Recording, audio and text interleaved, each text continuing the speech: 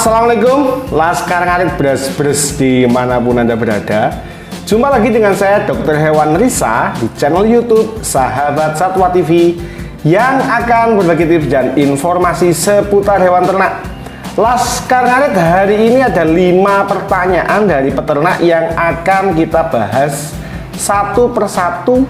Oke, yang pertama, ketika sapi vaginanya bengkak tetapi tidak keluar lendir, apakah boleh dikawinkan? Yang kedua, bila comboran dicampur EM4 dan tetes tebu, apakah boleh masih diberikan garam? Oke.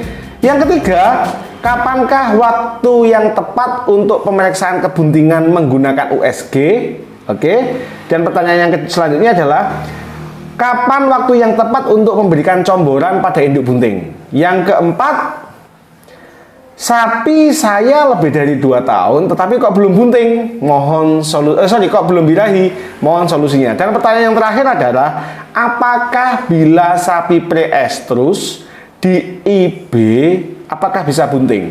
Siap, Laskar Ngarit Bres-Bres dimanapun Anda berada. Itu tadi 5 pertanyaan yang hari ini akan kita bahas satu persatu. Siap?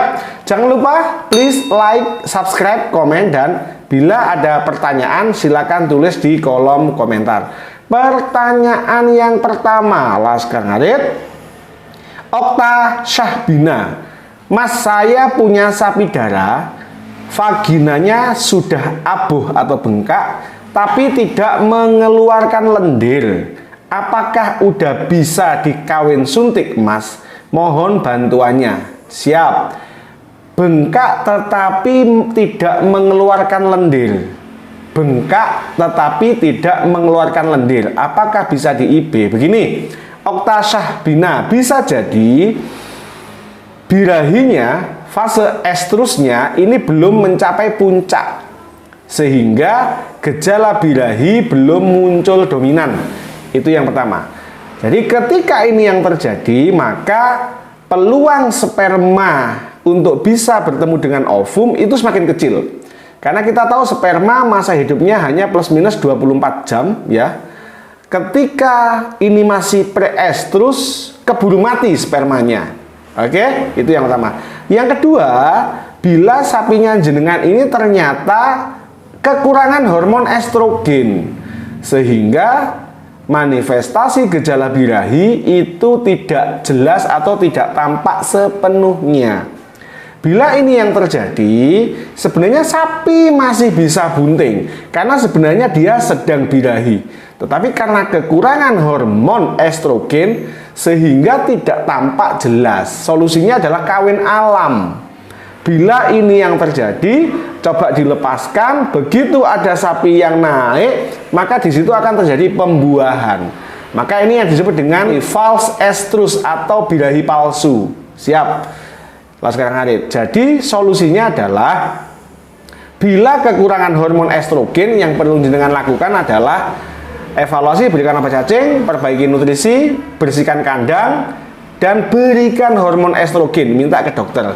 Tetapi bila ternyata ini masih fase pre-estrus atau belum puncak birahi, yang jenengan lakukan adalah amati pola birahi sapinya jenengan.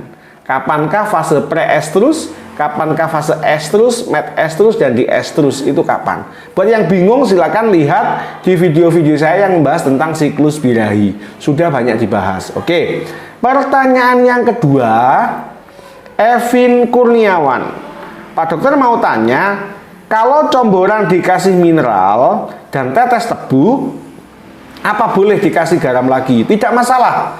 Comboran dikasih mineral, mineral ya. Unsur yang tidak ada di dalam hijauan dan comboran bisa dilengkapi dengan pemberian mineral serbuk. Oke. Tetes tebu itu bisa digunakan untuk membantu proses pencernaan, meningkatkan palatabilitas atau rasa, dan membantu mencerna si makanan ini tadi. Sedangkan garam itu fungsinya untuk merangsang seekor sapi agar mau makan comboran, Laskar Ngarit. Oke. Pertanyaan yang ketiga, Nur Hamid. Salam Ngarit Bres-Bres, mau tanya dok. Yang pertama, Kapan waktu yang tepat untuk memeriksa kebuntingan atau USG? Memeriksa kebuntingan dengan menggunakan ultrasonografi itu bisa dilakukan sejak kebuntingan 2 bulan. Dengan menggunakan probe linear yang kecil dimasukkan per rektal, maka kita akan bisa melihat cairan amnion dan di dalamnya ada fetus yang berkembang. 2 bulan sudah bisa dilakukan, 3 bulan lebih bagus, dan seterusnya. Oke, pertanyaan yang kedua dari Mas Nur Hamid adalah kapan waktu yang paling tepat untuk memberikan comboran pada indukan? Sesuai kebutuhan. Bila sapinya jenengan hanya dengan memakan rumput, body condition skornya bagus, maka tidak perlu dicombor.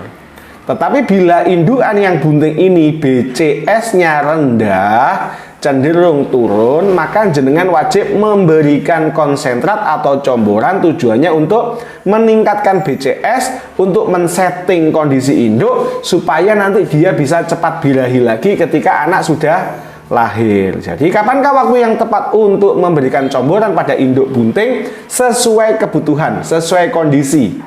Siap. Pertanyaan yang keempat, Dorgin Ginting, salam bras-bras dokter, mau tanya, sapi saya sudah lebih dari 2 tahun kok belum birahi, solusinya apa? Siap. Dorgin Ginting, 2 hal yang harus dievaluasi. Bila kondisi pertama adalah sapinya jenengan terlalu kurus, maka tidak birahinya dia itu disebabkan oleh hipofungsi ovarium atau tidak berfungsinya ovarium karena tidak ada hormonal. Kenapa hormonal tidak ada?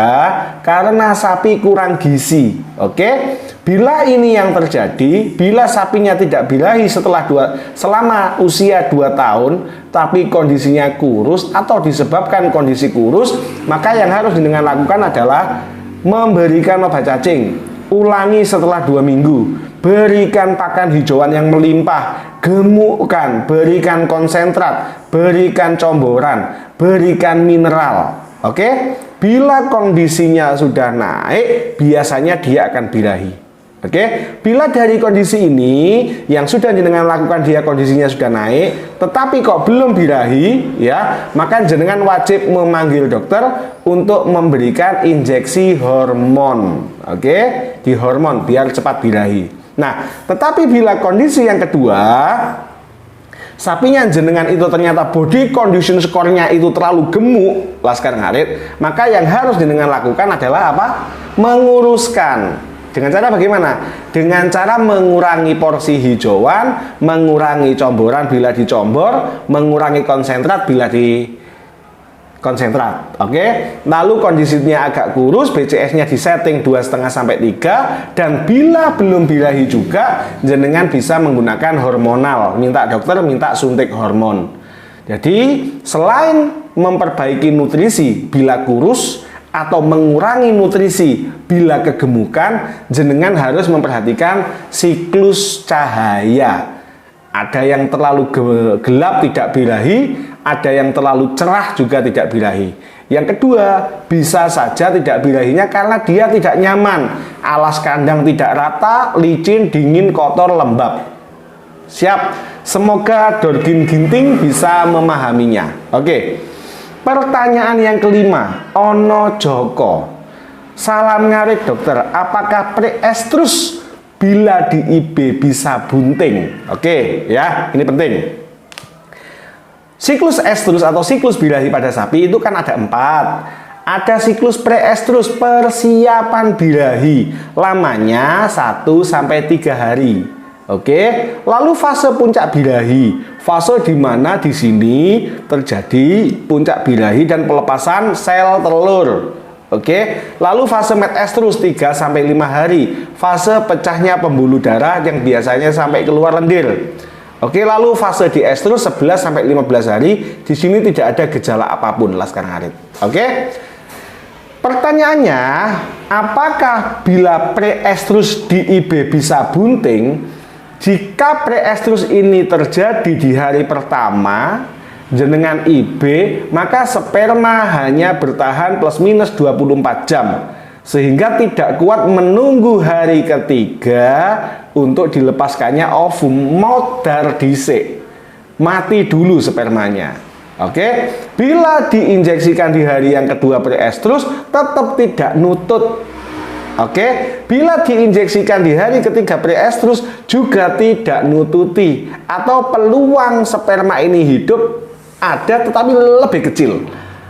Tetapi bila diinjeksikan pada saat puncak birahi, kemungkinan sperma ini masih hidup sambil menunggu apa? Sambil menunggu ovum dilepaskan dan terjadi pembuahan. Jadi prinsipnya adalah IB harus dilakukan di waktu yang tepat. Kenapa? Karena ovum ini jadwal keluarnya itu ada, masa hidupnya ada, sperma juga ada. Jadi bila terlalu lambat ovum terlalu mati dulu, kecepatan mati dulu. Bila terlalu cepat sperma mati duluan. Siap Laskar Ngarit beres-beres dimanapun Anda berada. 12 menit video ini kita buat. Kita sudah membahas 5 pertanyaan dari Laskar Ngarit. Semoga bisa memberikan jawaban, menambah informasi, edukasi, dan wawasan. Matur nuwun, jangan lupa please like, subscribe, komen, dan bantu share, serta bila ada pertanyaan, pengalaman, saran, kritik, silakan tulis di kolom komentar. Matur nuwun, wassalamualaikum warahmatullahi wabarakatuh. Laskar Ngarit beres-beres, semangat.